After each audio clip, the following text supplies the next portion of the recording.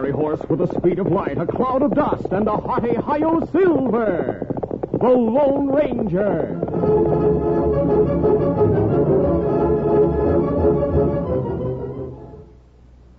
General Mills, makers of Cheerios, the oat cereal that's ready to eat, Betty Crocker Mixes, and Wheaties, the breakfast of champions, present by special recording, The Lone Ranger.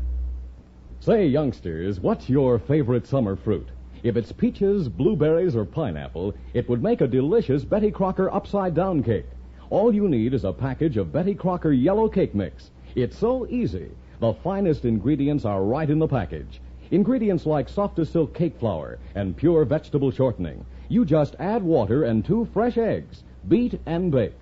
For the upside-down part, line a square pan with the fruit and a sprinkling of brown sugar. Then pour in half the batter and bake. Your mom can use the extra batter for a breakfast cake, topped with brown sugar and cinnamon. And Betty Crocker yellow cake turns out perfect every time. In fact, Betty Crocker guarantees a perfect cake every time you bake. Cake after cake after cake. Perfect, or write General Mills, Minneapolis, Minnesota for your money back. Keep several packages of Betty Crocker yellow cake mix on hand and enjoy one soon.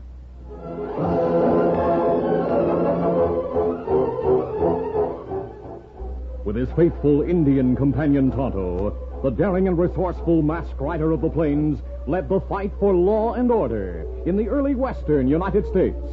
Nowhere in the pages of history can one find a greater champion of justice. Return with us now to those thrilling days of yesteryear. From out of the past come the thundering hoofbeats of the great horse Silver. The Lone Ranger rides again. Come on, Silver. Let's go, big fella. I'll Silver. Hooray!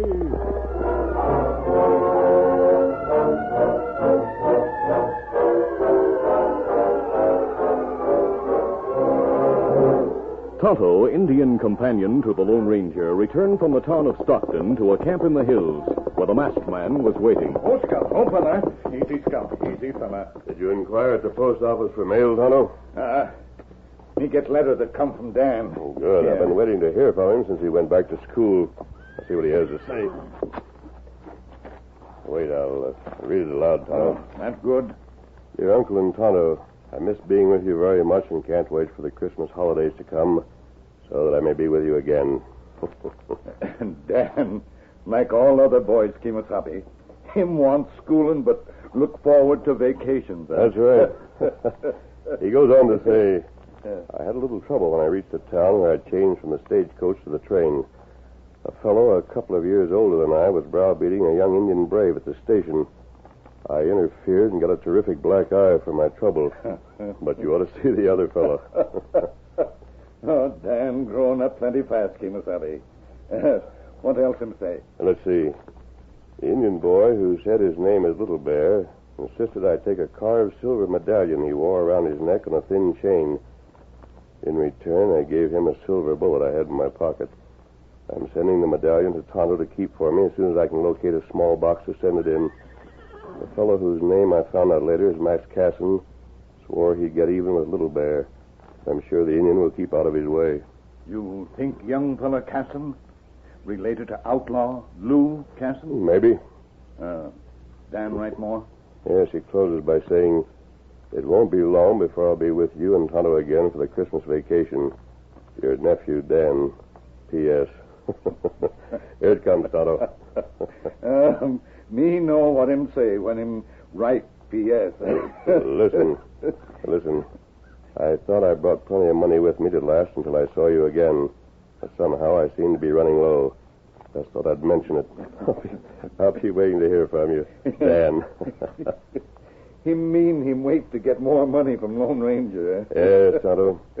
I know Dan doesn't squander his money. Most likely he helps someone who is in need. He does that often. All right, I'll send him some. Me be glad when holiday comes. So shall I, Tonto. I miss Dan very much. A few days later, Tonto again visited the post office and returned to camp with a small box containing the medallion Dan had mentioned in his letter. The Lone Ranger and Tonto examined it closely. There seems to be an Indian inscription carved into it, Tonto. It's a great spirit. Protect Little Bear, son Comanche chief. The Indian lad Dan helped is a chieftain's son. Why not wear it on a chain around your neck, Tonto? Then it will be safe until Dan returns. That's good idea.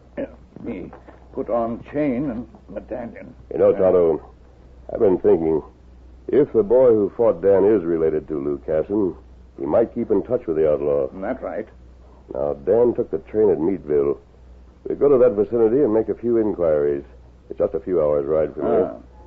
All right, we'll break camp now and head for Meatville. At a hideout cabin in the hills near Meatville, Lou Casson, the outlaw leader, and his men listened to the story Lou's nephew Max told concerning his fight with Dan Reed. The gang had just come to that territory, and it was Max's first chance to talk to his uncle. He finished by saying, I've thought of a way you and the gang could get plenty for yourself and help me get even with that young Indian at the same time. Go ahead, Max. Tell us about it. Briefly, Max outlined his plan to have the gang disguise themselves as Comanches and commit several raids and robberies. The Comanches who had signed a peace treaty would be blamed and punished. Lou not only agreed with the idea, but decided to get the help of a renegade Apache chief, Black Crow, and his band, and attack the fort while the troopers were out after the Comanches. Lou remarked, We'll go along with your plan, Max. And when we're through, you'll have your revenge on that young Comanche. The following morning, Lou Casson's gang, disguised as Comanches and accompanied by Max and the renegade chief Black Crow, held up a stagecoach near Meatville, then moved into town and robbed the express office. What's that? Some Indians just robbed the express office. Help them, catfish. The Comanches have broken the treaty. If they all go on the warpath, none of us will be safe. That's right. I'll send somebody to Fort Wills to notify the commandant. I'll go, Sheriff. Good. Go as fast as you can. Tell him what happened. He'll know what to do.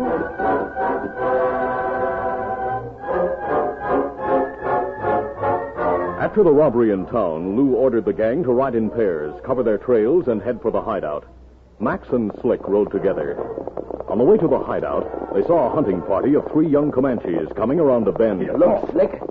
3 young Comanche braves. One of them looks like the Indian I had trouble with. Yeah, we can't let them see us in these disguises. Head into the gully, quick. Come on, get up. Get up. Oh. Come on. I'm sure they didn't see us. This is my chance. We'll gun them for men. Now, hold on, Max. Maybe we better I wait. won't miss a chance like this. Here they come. Use your gun too, Slick. All right. They hit one of them. I think it's the one I wanted to get. Let's make sure he's done for. Get up. Come on, get up. As the 2 outlaws rode from the gully and started toward the fallen Indian, they heard fast hoofbeats approaching beyond the bend. Oh, boy. There's somebody coming. Better get away fast. Yeah, we're right over the ridge. Quick. Come on, Get up, boy. A few moments later, the Lone Ranger and Tonto stopped beside the fallen Indian. Wait. The Comanche brave. He's seriously wounded. You not one who... Him unconscious now. Yes. We'll make camp up in that grove and give him first aid, Tonto. The masked man and his Indian friend bandaged the young brave's wound and made him comfortable. Leaving Tonto with the unconscious Indian, the Lone Ranger went back to the place where they had found him and looked around. Soon he returned to the camp. Oh, Silver. Oh, easy. Steady, big fella. What you find, Kimasabi? 2 horsemen waited in the gully and ambushed the Indian. I found the tracks of 2 horses. Also, those of 2 Indian ponies that led away from the spot. And what we do? You stay with the wounded brave, Tonto. I'll follow those tracks and try to find out who shot him. Later, we'll see if... Silver, hear something. Give... Look, Indians moving in on our camp. Take cover quickly, Tonto. As the horde of yelling savages moved in on all sides, the situation seemed hopeless. Kimasabi, them not try hit us with bullets. That means they've been told to take us alive. And if not good, then torture us, maybe. Tonto, call out. Tell them we give up. Maybe we'll be able to reason with our chief. He's with them. Let's go! Let's go!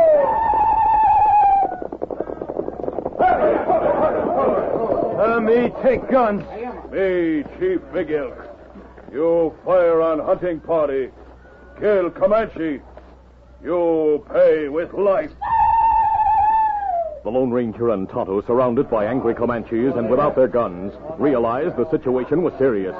The Lone Ranger hurriedly whispered to Tonto. Tonto, we must convince the chief we didn't ambush that hunting party. Chief Big Elk, your brave isn't dead. He's over there, wounded. You shoot at Little Bear, son of Chief. You wound Brave. No, Chief Big Elk. We helped your brave. Him live. Big Elk try keep treaty with white man. You break treaty. You try kill Comanche. Comanche punished by fire. Malaga, take off mask from face of tall one, so braves watch him suffer. Then tie them to trees.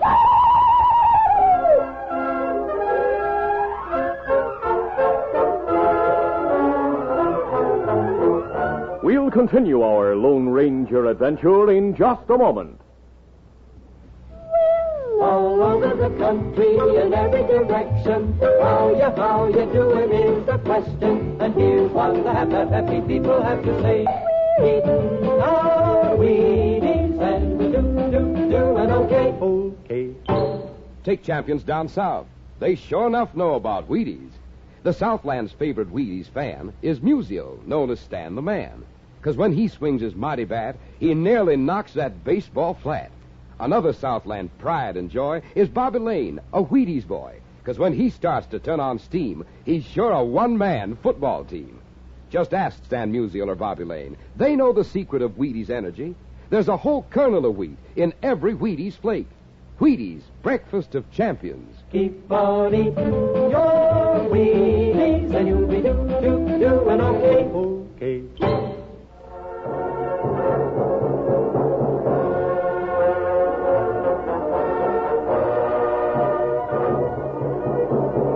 Now to continue. Chief Big Elk ordered the braves to seize the Lone Ranger and Tonto and tie them to trees. As strong hands grasped the masked man and Tonto, the two men struggled, and Tonto's shirt was torn open. Suddenly, Little Bear called out. Oh, wait. Strange Indian wear charm. Little Bear give young white friend. He's our friend, too, Little Bear. Not right. No. Maybe you shoot young white friend. Take charm. Wait, Little Bear. He gave you something. A silver bullet. Ah. Here, silver bullet charm him give me. Now look in my belt. There are also silver bullets, like the one Dan gave to you. I gave him that bullet charm. Little Bear was convinced when he saw the silver bullets carried by the Lone Ranger. He persuaded the chief to take them to the village and wait until the wounded brave could tell what happened.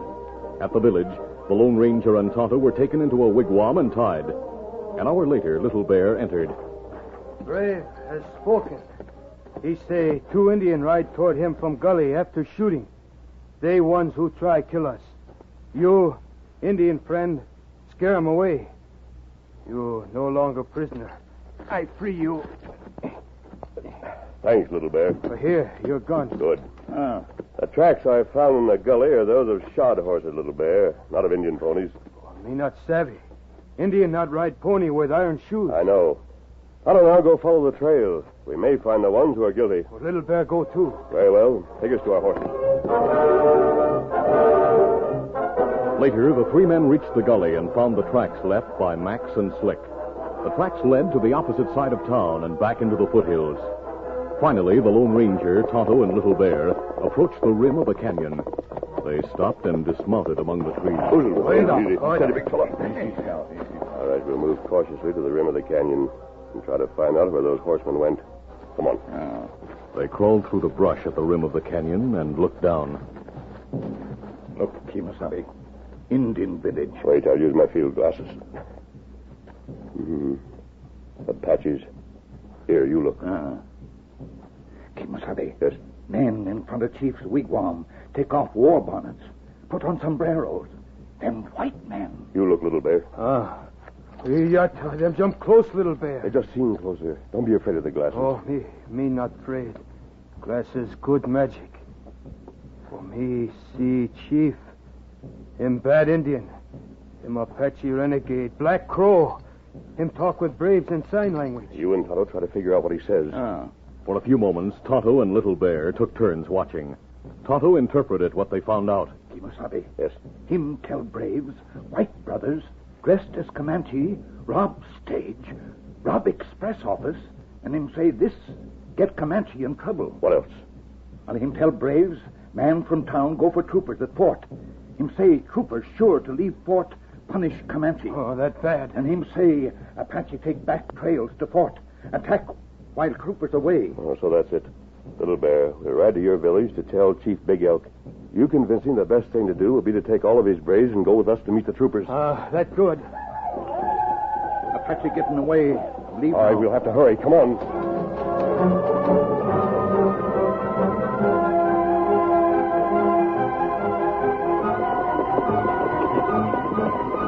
Meantime, the troopers left the fort after receiving word of what had happened. Led by Major Downs, they rode the main trail toward Meatville. I had hoped that we could trust Chief Big Elk. I hope you brought enough troopers. I brought almost all I had at the fort. Holy mackerel. Look, coming around the bend. The Comanches. Those in front are holding a white cloth on a pole. A flag of truce. It may be a trick. Troopers! Ho! Ho, ho, ho, ho, ho. The Indians have stopped, too. Now 3 of them are riding toward us. Hey, look. One of them's not an Indian, and he's masked. I don't understand this. We'll be ready for them if it's a trick. Good afternoon, Major. We came to meet you. So I see. Carry a flag of truce. I'll give you 3 minutes to say what you have to say. What's more, I don't understand that mask. Him Lone Ranger. Maybe you hear a masked man who ride White Stallion. The Lone Ranger? Why, Jiminy. I've heard of him plenty. You're really the Lone Ranger? That's right. Well, I'm glad to meet you, sir. Why are you with Chief Big Elk? We had word that some of his braves would run amok. Wait, please let me explain. Quickly and briefly, the Lone Ranger told what they had found out about the group of men and the Apaches in the canyon. He finished by saying, Chief Big Elk agreed to bring his braves to help prevent the attack on the fort, Major. No doubt the Apaches are already on their way by another route. We'll be glad to have the Comanches' help. We'll return to the fort at the double. Troopers! Cut him there! Forward!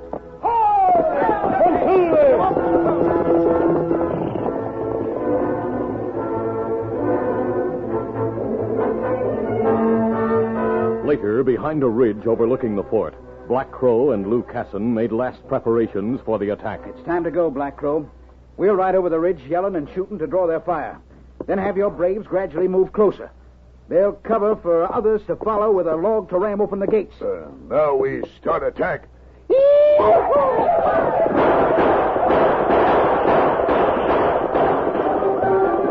The few men stationed at the fort fought back gallantly as the Apaches moved in. Max and the other members of the gang rode close to Lou Casson and were careful to stay out of gun range. The inadequate defense of the fort was immediately evident, and soon, protected by constant gunfire from the attacking horde, several braves carrying a large log moved to the heavy gates to ram them open. Lou and his men rode close so as to be among the first to enter. In a few minutes, they'll have the gates open. Let some of the Indians go in first to clear the way. Then we'll go in to get the loot. Look, troopers coming from the right. Yeah, and Indians moving in from the left and behind us. We're trapped. The Major and the Lone Ranger had planned their counterattack well. The troopers and the Comanches moved in at a fast pace, firing as they rode. For a short time, the battle raged, but the Apaches, taken by surprise and far outnumbered, were soon subdued, and those who were not killed or wounded were rounded up and disarmed, including the outlaw gang. The Lone Ranger, with the Major, Chief Big Elk, Little Bear, and Tonto, pulled to a halt before Black Crow, who was huddled with the outlaws. They're the men who planned this attack with Black Crow, Major. I recognize one of them, Lou Casson, the outlaw leader. I'm not one of the gang. My uncle forced me to come along. Shut up, you whining little coyote. You gave us the idea to pose as Indians, didn't you? Yeah, and he's the one who insisted we ambush the Comanche hunting party. Him fella fight young white friend Dan in Meadville a while back. Dan give him plenty good beating. Oh, shut up. If I could meet that young maverick again... Too bad you'll not be around for such a meeting. I'd like to watch it.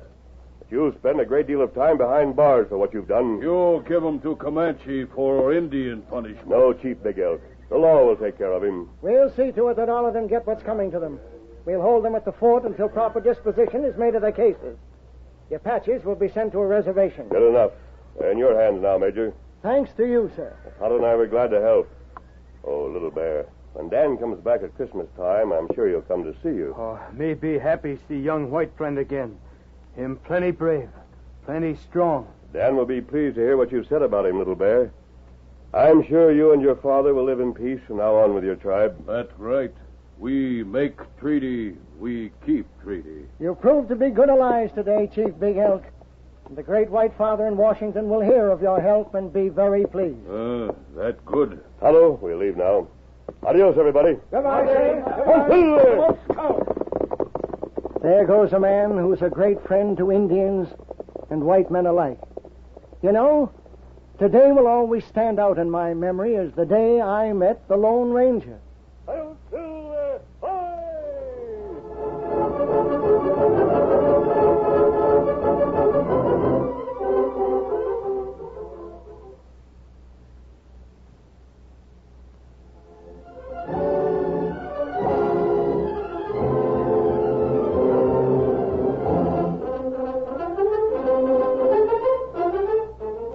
The Lone Ranger, a copyrighted feature of the Lone Ranger Incorporated, is produced by Pendle Campbell Muir Incorporated. The part of the Lone Ranger is played by Brace Beamer. Your announcer, Fred Foy. Listen to The Lone Ranger, brought to you by special recording Mondays through Fridays at this same time.